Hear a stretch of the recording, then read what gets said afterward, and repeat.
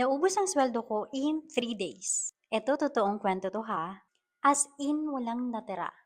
Wala pa akong savings noon. Doon ako natauhan na, ay, kailangan ko na ayusin ang pera ko. Kaya nag-start ako mag-budget. Simple lang. Una syempre yung tithes. That's 10% and that's non-negotiable. Sunod ay bills, that's 30%. Kasama dun yung rent, tubig, kuryente at internet. Then food, para controlled.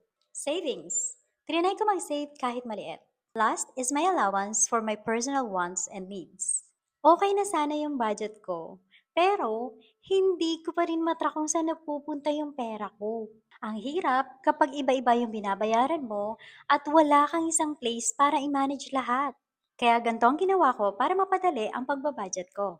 Dito na ako gumamit ng Palawan Pay for my daily transactions. Mas nakikita ko na ngayon kung saan napupunta ang pera ko, kaya mas nasusunod ko na ang budget ko.